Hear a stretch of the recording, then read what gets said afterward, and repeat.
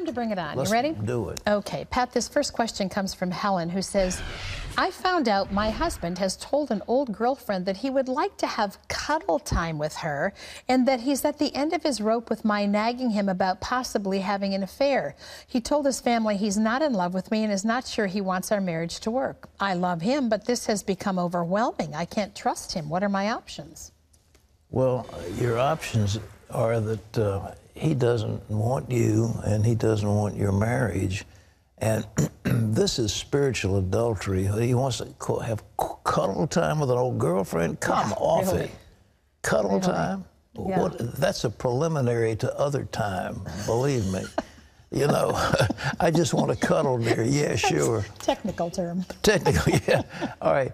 It's what it is. It's spiritual adultery. Now, what are you going to do? You love him. Well, that's nice. But do you want a marriage like that? It'll break your heart day after day after day after day because he doesn't love you.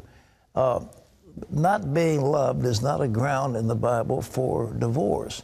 But what he's doing is, so if you want a legal separation, I think you have every right to get it. And I would advise you to get an attorney. And but this guy, well, it's just the way it is. I mean, you know, he doesn't love you. He says so.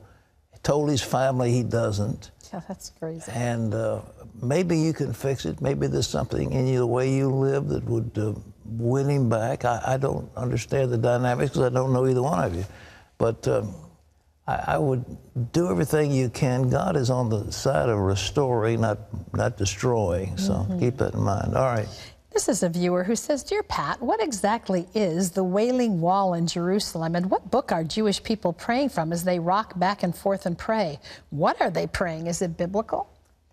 Well, I think so. The Wailing Wall is at the other side, the Temple Mount. It's a wall at the support columns of the Temple Mount, and the temple is up on the other side. But the Jews have been so often forbidden from going up on the Temple Mount. There's a war, so they come into that square, and here's this thing, and they pray there. And they put little prayers inside of it. The rocking back and forth doesn't, I mean, that's just the way they do it. I mean, it's the way they pray. It's to show, well, I'm sincere. They're bowing back and forth.